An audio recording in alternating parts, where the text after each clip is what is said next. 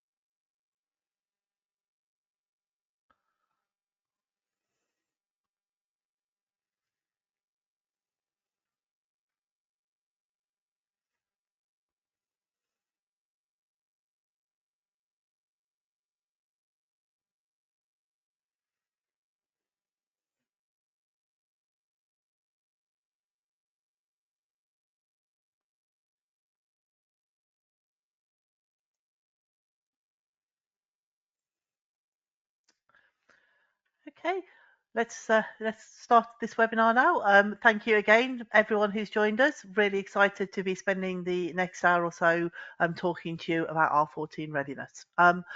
Just a few housekeeping rules first. We will be recording the session and we'll upload the recording to the Help Centre so that you can share it with your colleagues if they've not been able to attend today. Everybody is on mute. So if you need assistance during the webinar, please do use the question functionality and a member of the team will get back to you as quick as they can. And there will be an opportunity to ask questions at the end of the session. Again, if you've got any questions you'd like to ask Angela, please pop them in the question functionality. If we don't get a chance to answer all your questions during the session, we will follow up afterwards to try and give you the help you need. So I'd like to just introduce the hosts for today's webinar. I'm Georgina Burton, I'm the Head of Implementation at Aptem, and I will be facilitating today. But the webinar is going to be delivered by my colleague, Angela Metcalfe. She has worked in the Vocational Training Centre for over 20 years and has a proven track record in management of sort of information, funding and compliance. So you're in very safe hands today to learn about how to become R14 ready. So what we intend to cover with you today is strategies for effective preparation to maximise your funding and your qualification achievement rates for this academic year. We're also going to look at how to manage the impact of funding rule updates for the 25-26 funding year. We'll look at some best practice for managing data across the funding years and thinking about how you can adopt successful compliance processes throughout the academic year to make sure that you are always R14 ready. Without further ado, I'm going to hand over to Angela, who's going to lead the main part of this webinar for us today. So over to you, Angela. Thanks, Georgina, and good morning, everyone, and welcome to today's webinar. Okay, so we'll get started. So as we're coming now to the end of an academic year and the start of a new year, it can seem that there's a multitude of tasks to be able to cope with, and with the new funding rules, new programmes to be reviewed, new organisational restructures maybe, your SAR, your QUIP, the list goes on. So how far in advance do we need to be preparing for the new year? So our aim for today is to get you thinking about how Aptem functionality can help you manage these tasks in a more timely and structured way and to enable you to prepare for R14. So if you haven't already downloaded it, we would like to introduce you to our ebook, which is now available for you. Some of you may have received it in invites to the webinar already, and there's a link in there. So feel free to go and download that after the webinar. We will refer to the ebook as we go through the slides, but you can always catch up on that once you've downloaded it at a later date. Okie dokie, so we will move on to the next slide, please, Georgina. Okay, so we're looking at preparing for R14 success. So where do we begin? So the truth is you're always preparing for R14, and if your processes are robust and consistent, then your ILR data submissions will be accurate, hopefully. Your workflows will be efficient, and your reporting will be transparent. So one of the best ways we see as monitoring your data in Aptem is using the 4 dashboards within the Power BI dashboard suite. They offer valuable tools for ILR reporting and R14. So for instance, if we're looking at the caseload dashboard, that's been designed to be used by anybody in the business who may need sight of caseload distribution, learner activity data, and is also a key tool for performance management, planning caseloads, and reviewing exactly where your learners are up to at certain points in time of the year. So the reports available in there are really good to be using. Within your compliance dashboard, you can also see a number of live learners, how many of those learners are fully compliant, and the tool can quickly generate a list of learner records against different elements of compliance so that you can go in and easily identify any learners for sampling and investigate any errors or missing information within the data. The funding dashboard, it provides you with an overview of potential funding that could be generated against your learners. This then allows you for forecasting, reconciliation to take place each month. And also your quality dashboard at any given point within the academic year. This can tell you your QAR rate, your qualification achievement rate for the last 2 years, and give an indication of performance during the current academic year. So what we did encourage you to be using that all of the time throughout the year, and especially towards the end of the year now while you're mopping up for R14. There's also the apprenticeship accountability framework. The data in there maps all valid individual learners that's reported in Aptem that are in receipt of ILR funding. So the Preparing for R14 ebook, as we've said, explores the reports available at a more granular level, and it tells you what's available in each dashboard and how they can support your processes at R14.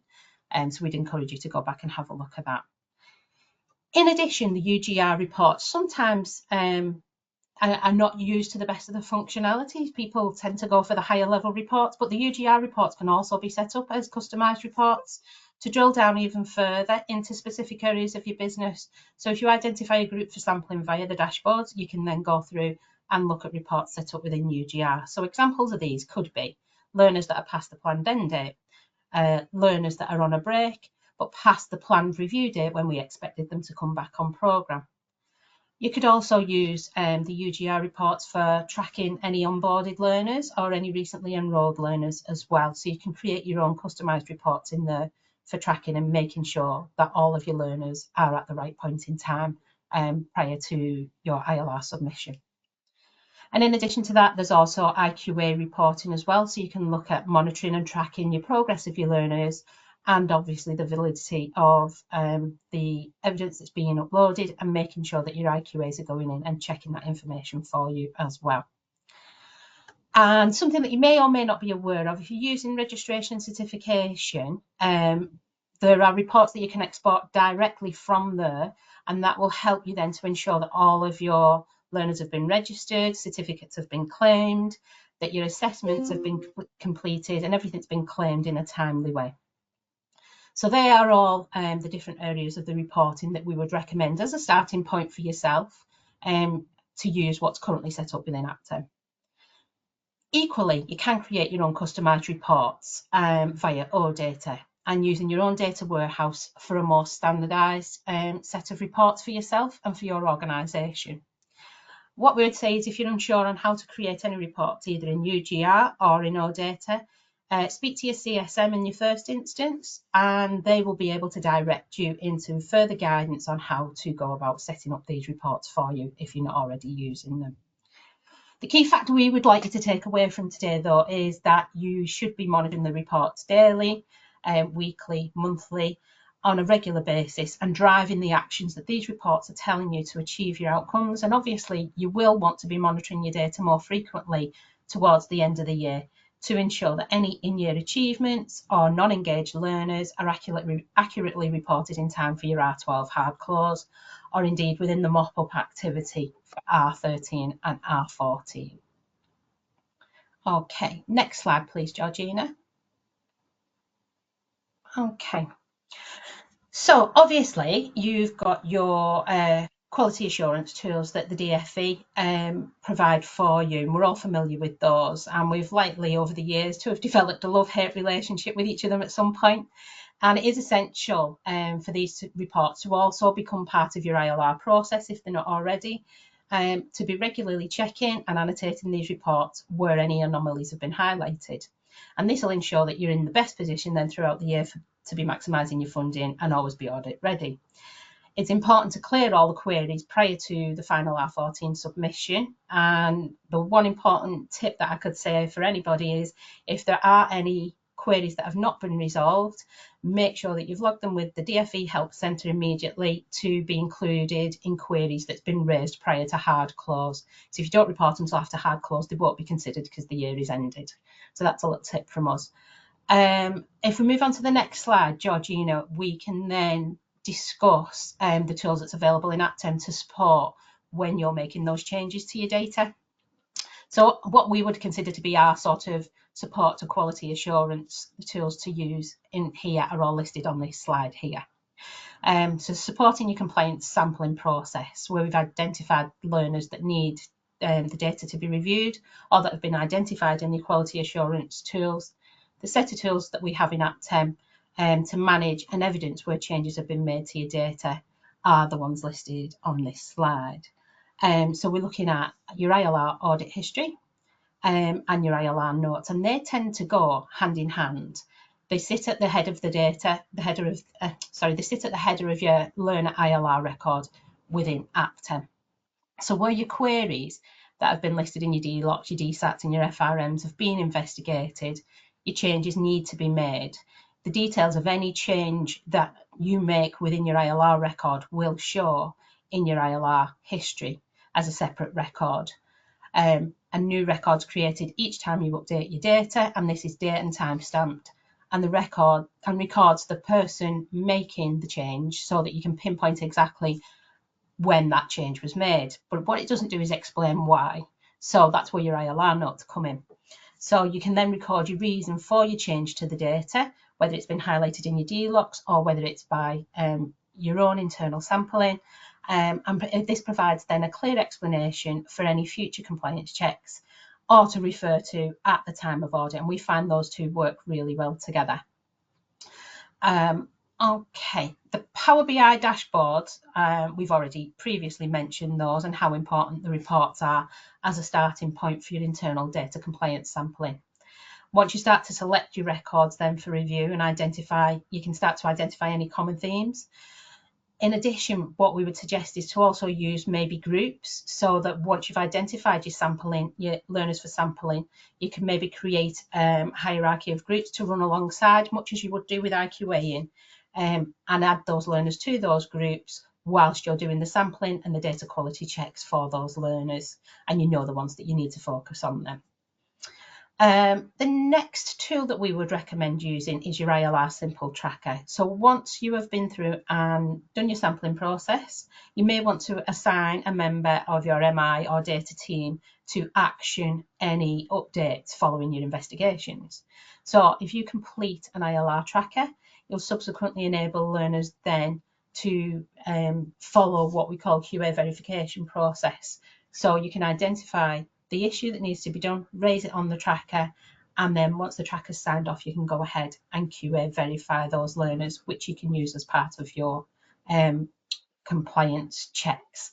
I think the important thing to mention really is essentially just to make sure that having a consistent and robust process will help you to streamline all of your administration tasks, enable you to reduce your manual errors and ensure consistency of data throughout the Aptem system. So you're probably doing all of this already, but it's just about making sure that you're using the tools within Aptem effectively to support that process so that there's transparency across the board by using your notes, your trackers, and everybody can see essentially what's happening to the data. Next slide, please, Georgina. Okay, so do you actually have a data compliance strategy in place? Or do you have more of a data compliance management process that just manages the changes to your data in year? Or is it in effect that your MI team speak another language, they know what they're doing and they just go away and work the magic. Any of these work, but it is key to have that, as we say, the transparency across the business, so everybody is aware of what needs to take place when we're looking after the data, and there's a systemized process for looking after your data. So Aptem can help you build on this to streamline all of your data management processes so that you're confident that you're reporting in your most current data. And we'd like you to sort of like use this as a checklist and a starting point, really. So if we just want to take a minute just to consider each of the points that's on this slide and think about how you're managing your own data and any areas that could be more efficient or that you could incorporate into your workflow.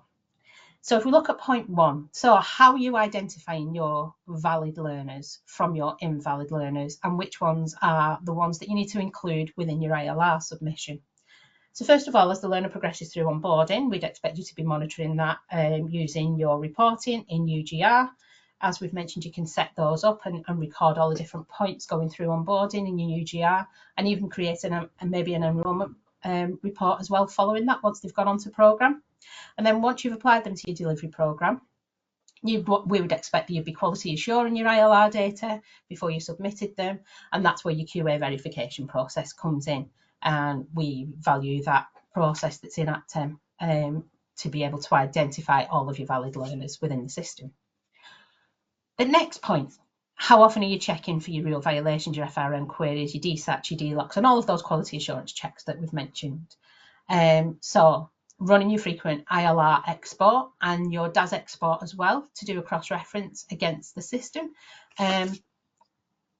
helps you to manage directly any data mismatches from either of the systems, from DAS into Aptem, and to reduce your data mismatches within your DLOCs as well. Are there any learner change of circumstances, and are they processed timely, and are they processed efficiently as well? So we have the fantastic process automation trackers that I'm a massive fan of, as everyone will know, and using those to record your change of circumstances against your learners I think is essential, really. But to support those changes, you can also use your reviews as well to understand the reason for the change and to confirm the reason for the change and have a record of that and make sure everybody's in agreement. So again, it's about the transparency across the business. We would recommend within your reviews when you're setting them up as well to have your static data points, which create better optics then if you want to subsequently go on and start reporting on reasons for change of circumstances and your reasons for withdrawals and all that kind of thing. Okay, next point. Are you accurately reporting on learner statuses on programme? So this is something that may or may not get missed. So is your programme status matching your ILR status? Are they both reflecting what's going on in your ILR? And it's also, are you accurately identify the stages of the learner journey and using the programme status to effectively represent that within your data reporting as well? So that's another thing to think about. And then, do you have an effective process for forecasting and funding reconciliation as well? So again, Power BI dashboards are really good with this. So if we're looking at your funding dashboard, so you've got your ILR data validation, you've got your funding forecast and reconciliation that can take place within those reports in there, using your learner data within those reports, the funding reports, and you've got your PMR and your TMP monitoring as well. So all of those will contribute to your funding reconciliation and your forecasting. You've got your compliance dashboard where you can go in and check that all of your compliance documents are valid, they've all been signed and all updated where needed. And you've also got the quality dashboard that will report on your QAR and your accountability framework as well, which obviously should be monitored throughout. Again, it's about having that robust data compliance process and subsequently a strategy. It's where it's been looked at from a higher level as well. It is just about understanding that everyone is responsible for basically that data compliance impacts all areas of apprenticeships, and most importantly is everybody's responsibility for ensuring that the data is to the best of it can be, really. Next slide, Georgina, please. Okay, so what Aptem functionality supports your preparation for R14? We've already said process automation trackers. Your change of circumstances, really important that they're managed effectively. But why would you use the process automation trackers if you're not already using them? So for us, they save time by automating the workflow for everyday tasks relating to learner management. They are key on making sure that your data is kept up to date, and by automating what would be normally a routine task of going in and updating your ILR record. So in addition to that, they also encourage a standardised change of circumstance process. So you can raise your tracker, you can refer it to somebody for pre-authorization, and then they can send that on them to be processed. So there's a formality there of the agreement of the process.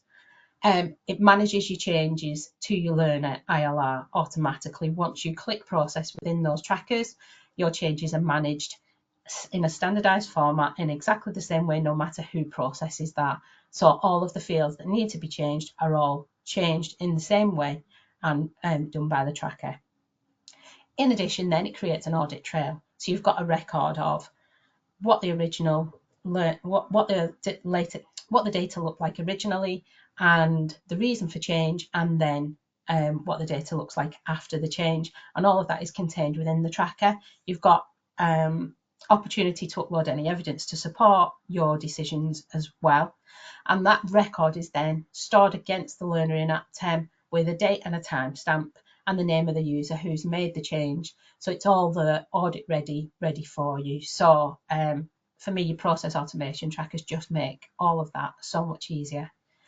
In addition, again, we're talking about your reporting. So your reporting tools are a powerful way to support your data management processes. The key thing to remember is the reports use live real-time data. So it records everything that's up to date now within the system, and for all the learners that's registered through Aptem.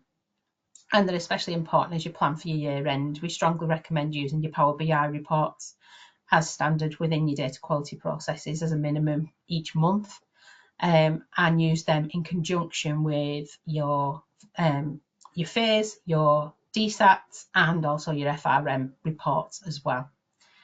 And then during the mop-up periods of R13 and R14, you may need to record some end dates prior to the 1st of August. So if you're withdrawing a learner back to last year, where this is the case, we would encourage you to please ensure that you're using the force include flag against the aims for that learner's record. And what we're going to do is just going to demonstrate now how you would apply a force include flag for a learner. If you want to go on to the next slide, Georgina, we're going to do an Aptem demo now to show you how to apply a force include flag for a learner who's been returned in R01 and subsequently needs to be withdrawn in R02 with an end date of prior to the 31st of July. So I am just going to share my screen if that's okay.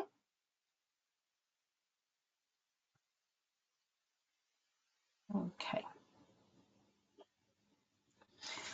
So as you can see now, we've got a learner here in Aptem, and they're currently on programme with a start date of October 24 and a planned end date of the practical period of November 2025. This learner has been returned. We're pretending it's R01 now. So this learner has been returned in R01. And subsequently for R02, we've decided that they are going to be a withdrawal. So they're not going to complete by November 2025. So we would apply our withdrawal tracker. So we're just going to go into the trackers and we're just going to create a withdrawal from learning tracker in here. So we'll see our withdrawal from learning in here. I'm just going to assign that to myself. We're going to select our reason for withdrawal as well. And you can see there's some customized withdrawal reasons in here, which again, the withdrawal process automation tracker allows you to report internally on your own reasons for withdrawal by putting your custom reasons in. So we're going to select one of those. And then our withdrawal date is going to be the 1st of June 2025, which if we're reporting in R01 for 25-26, this does take the learner back into the previous year. So obviously, when we come to reporting R02, this learner would not at that point be included in the R02 report. So we're going to show you how we're going to force include that information into the system once we've processed this tracker. We've got our actual off-the-job hours there that's been pulled through to date from the learning plan. And we can also send a message to the learner if we wanted to.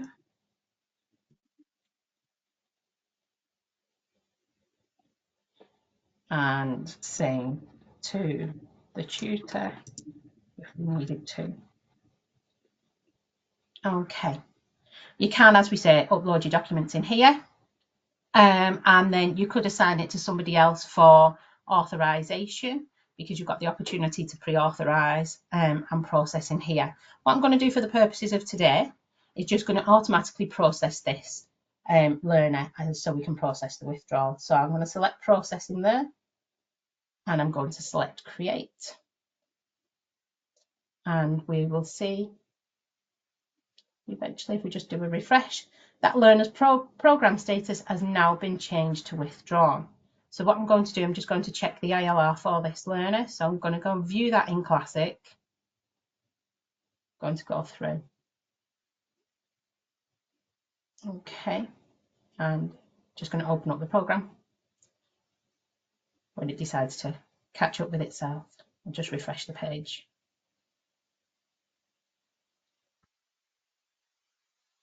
So you'll see when you put a withdrawal tracker through, it will automatically remove the learner from the program.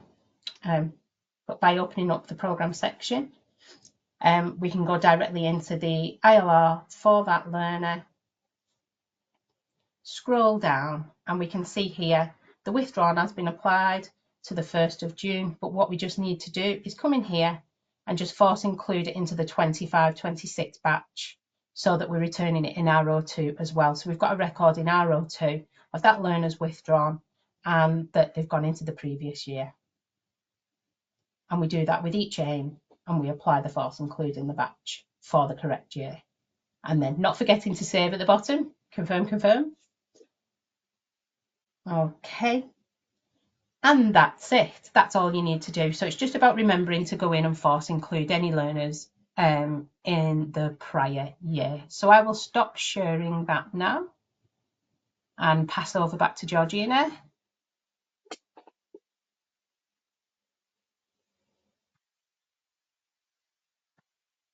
We'll move on to the next slide. So hopefully that'll give you a clear indication of what you need to do when you're withdrawing your learners into the previous year.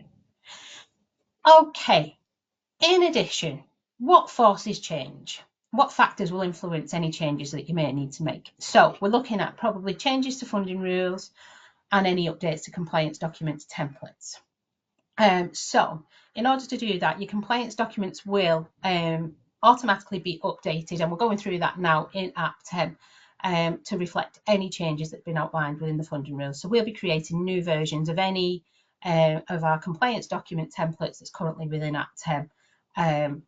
And then it's just the task that you need to do is to apply them to the program. So where a program needs to be updated with a new version, you can add your compliance documents now directly to your programs using the compliance template versioning. And this will allow you to add valid from and valid to dates into your compliance template and ensure that you're using the latest versions of your templates. You may also want to update some of your onboarding steps, so maybe by using the extended ILR step in your onboarding wizard tokens, with any new questions that's reflecting any changes within your criteria. Your ILR fields in the ILR step in onboarding will automatically be updated with the new schema, so any changes to that will automatically be done for you already. Were there new versions to standards and qualifications criteria for the coming academic year, make sure that you're putting your request in now to Aptem if they're not already in there, to make sure that the criteria within the learning plan is reflected in your system in time for the new year. Make sure that you request maybe 6 to 8 weeks in advance, especially at this time of year, to ensure that they are that the request goes through in time before the academic years or before you start to enrol learners on programme. Consider where changes may need to be made within your program configuration, your content and your learning plan templates as well. Big thing for this year, changes in curriculum delivery, especially this year with maybe designing any shorter duration programs, or where you may need to now replan all of those off the job hours. So you may want to redesign your learning plan content. And you can do that by cloning your existing delivery programs. You don't have to build them all from scratch. Other things to consider, so look at your current and new learners and agree a cut-off point. So at what point do the learners stop on that version of the program and continue on the newer version of the program as well?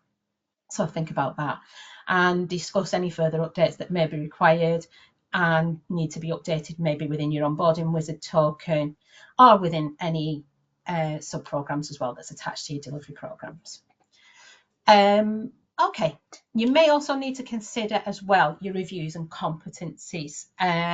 One of the things that has been discussed this week is sort of like changes to terminology with regards to DFE and ESFA and that kind of thing for things that you've built yourself specifically, such as a review, where you might have pulled that through. And we do recommend you don't edit the original. Instead, create a new version and use version controls, so version 1.2, version 1.3, that kind of thing, so that the evolution of these documents can be tracked. You never lose sight of the original version then, so they're the against the learners that's already completed them. Don't delete the old version of your reviews or your competencies within your programs, because this will delete your underlying data and could cause problems with your continuity. So basically create your new versions and then pull them through to the new programs, or for your existing programs, pull them back through into the token and apply them into the learning plan accordingly. We have added a link to our Help Centre announcements page here. So this is where you can go and you can keep up to date with any release notes, any webinars, any upcoming news that'll be important to you for the new year as well. So that's something that you need to be keeping an eye on throughout the year as well, because that's where you'll get all of your most up-to-date information about the changes in Aptem. Really good information in there. Okay, next slide, Georgina, please.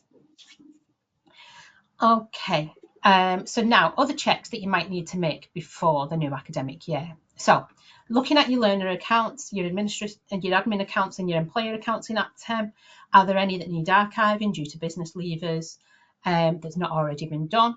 If you have any business leavers within your own organisation, are there any of them that you used to be super users or champions that you now need to reallocate these roles and provide any training to make sure that you're maintaining the system as you were? This is important for keeping up to date with new capabilities and any features that could support business efficiency and accuracy as well. We'd ask you to review any recent updates to Aptem as a result of any funding rule changes and determine if there's any subsequent changes that you may want to make to your business processes and to make sure you can continue to be compliant. And we've put another link in there for changes to be made that's applicable to 25-26, and we're continuing to update that as we go through and as we develop what changes we are making within the system. Review any CPD and training needs to ensure that you continue to get the most out of your Aptem system and any updates that's required. Is there any staff training documentation that also needs updating as well? Do you need to be creating any internal FAQs that can help address any common queries that have come up throughout the past year? All of these things, again, can be sort of managed by your super users and champions as well, and maybe using standardisation meetings for your organisation. And are there any, if you're using workshops and your group structure, are there any new versions that you need to create for any new starts coming on programme? If it's something that you did in a bi-yearly task, make sure that this is factored into your workload in time for your new starts coming on programme. Okay, next slide, Georgina, please. Okay, so we have discussed a lot of the things that you can do within Aptem. A lot of those you might already be doing, but how do you then add these activities to your daily routines? So we have here some recommendations to ensure that you can effectively incorporate all of the Aptem activities into your daily, weekly, monthly workflows. So is that something that you might want to go away and have a look at after today? We'd expect that these are structured around specific capabilities within Aptem, and it will all support your ILR reporting.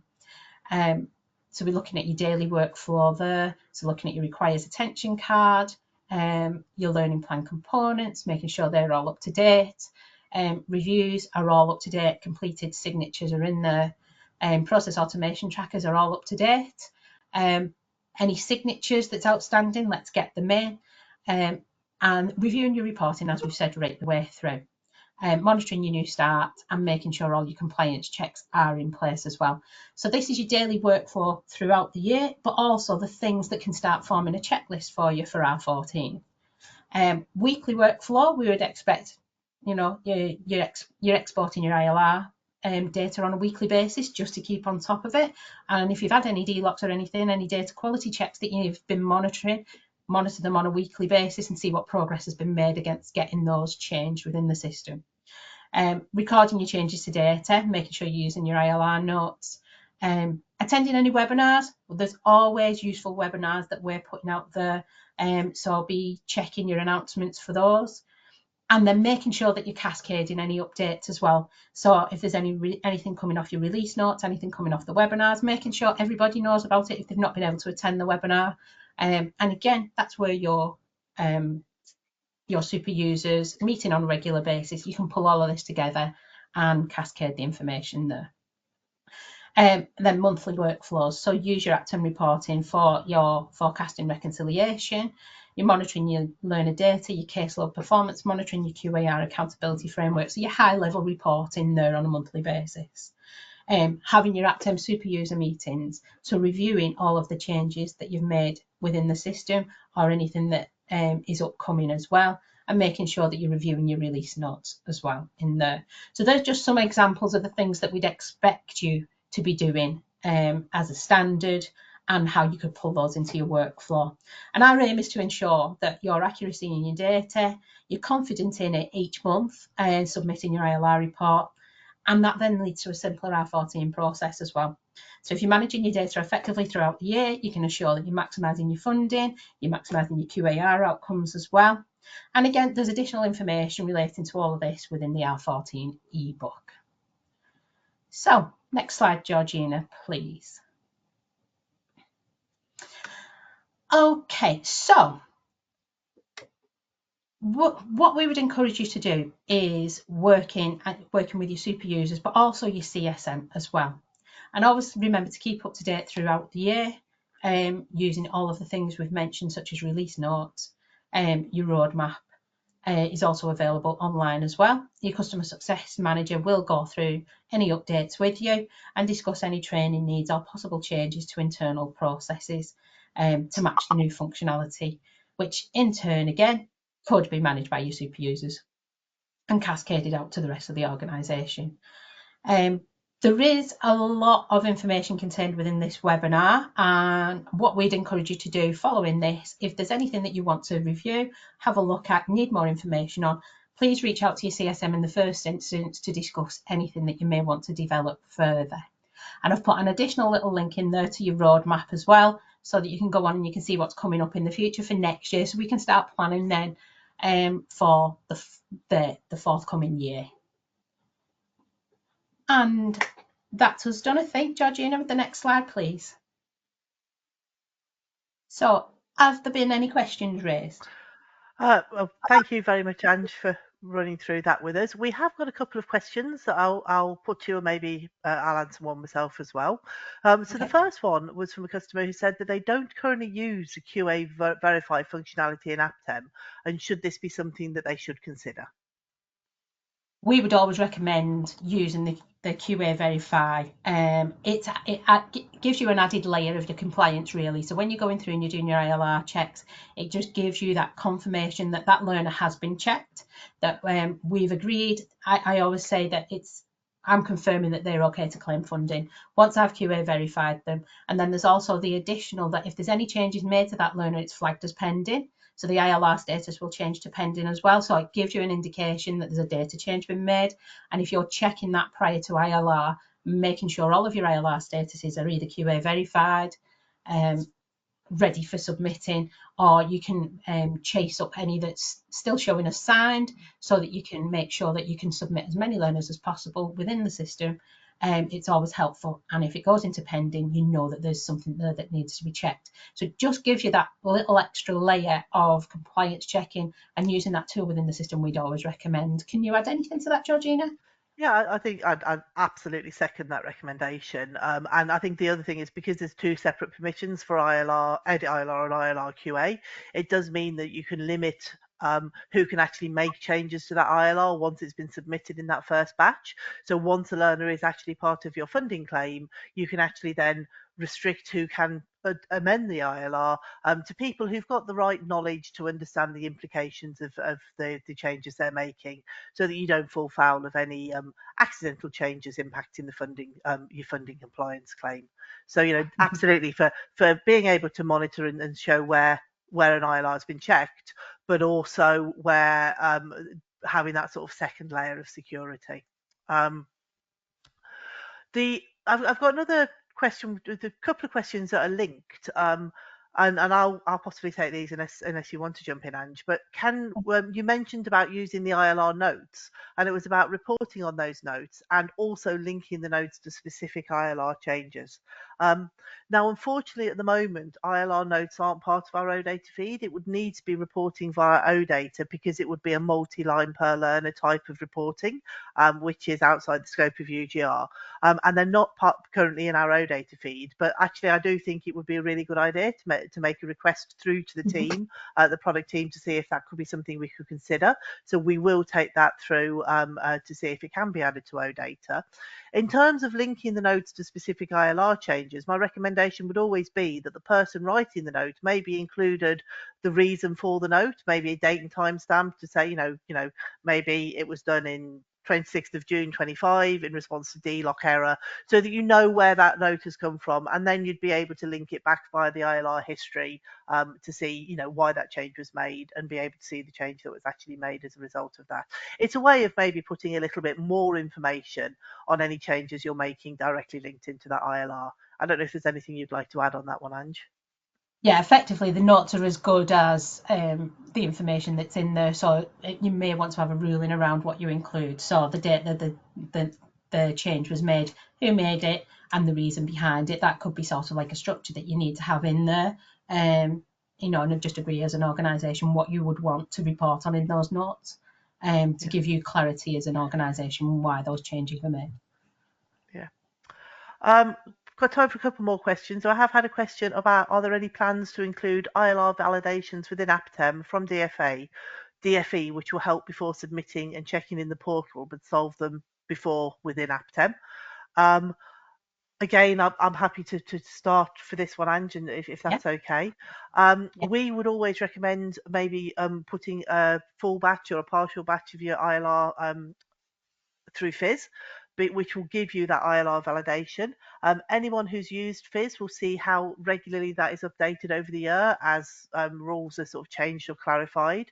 And it would be difficult to keep up to date with that within Aptem, when the DFE are providing that tool for that specific purpose. So our recommendation is always to utilise Fizz as a sort of pre-check to your submit learner data. We are aware that not all errors are identified by Fizz, and sometimes you will get the odd anomaly come through to submit learner data, but that is certainly our recommendation to use Fizz.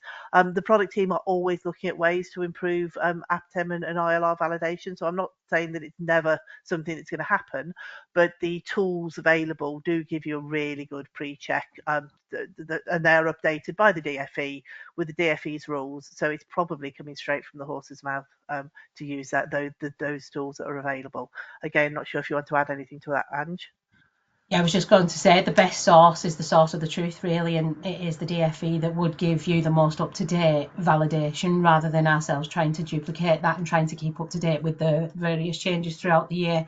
So we would always recommend to go directly either to Fizz or directly to Submit Learner Data themselves. I think that might be also an option for some people who are not comfortable with using Fizz. So you can get your validation directly from them. So for us to try and duplicate that, it seems illogical, really. And with submit learner data, you can then always submit a fresh version of the batch file before the submission deadline, which will then clean your file up with any changes you've made. So it's not like it's a one chance saloon with submitting your data. Absolutely. Final question. I'll have to send this over to you, Ange, and I hope I'm not putting you on the spot here. But we've had a question, a very technical question, where a learner completes EPA in the following academic year, even though their expected achievement date is in the current year. Do we force include them in the batch for the following year? Run that past me again, sorry. So, where I do apologise for going quite so technical, but where a learner completes EPA in the following academic year, even though their expected achievement date is in the current year, do we force include them in the batch for the So if following year? they're so they've completed, no, you wouldn't need to, because they would already be included. It's only when you're withdrawing them. So the Yeah, learner's record will continue to be included in your ILR until you complete them, or yeah, until you yeah, withdraw them. So even if they're on a break in learning, that will continue to be yeah, included within your ILR. So essentially, you don't need to force include them unless you're removing them yeah, from the report, yeah. which would And be a I, withdrawal.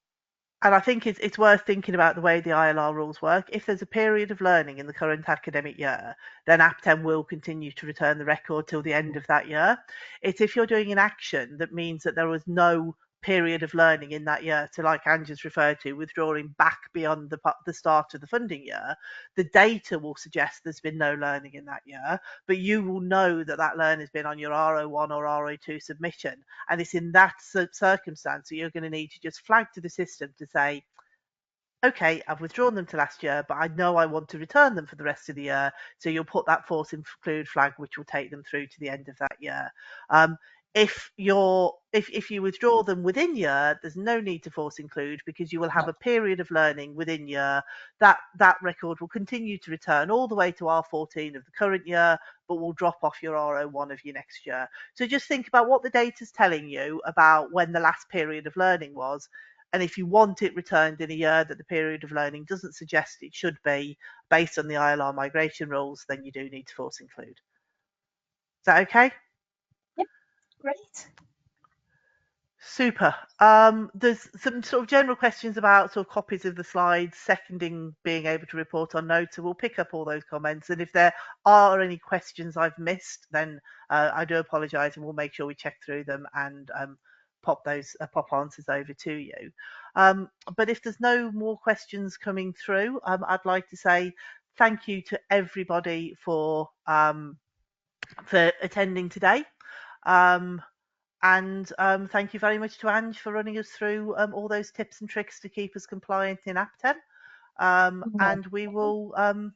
we will catch up with you, I'm sure, on the next webinar. Oh, actually, there are some webinars I just wanted to highlight to you.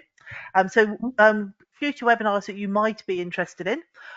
We have got our quarterly update of the product roadmap on Tuesday, the 8th of July, which is going to tell you what the product team are planning in the next quarter in terms of product enhancement. Again, really important that your super users attend that so you can see what changes are coming and help you plan for those within your business process. So that's happening on the 8th of July. And then on the Thursday of the following week, of the same week, we have Kerry Buffy doing a webinar for us on how do training providers continue to improve their qualification achievement rates. So we're going to drill down very much into the QAR aspect of quality and qualification achievement rates with an external speaker, but there will also be some hints on how to actually manage some of her recommendations within Aptem. So it will be a joint webinar about what you need to be doing and also how you can do that within Aptem as well. So both of those might be of interest to you. So again, thank you very much for your time. I'm going to let everyone have 10 minutes back. I know we've all got busy days and I'm sure it'd be lovely to get a cup of tea before our next meeting. And we will see you hopefully on a future webinar or in person on one of our face-to-face calls. So thank you, everybody. And thanks, Everybody, Ange. bye bye. Bye.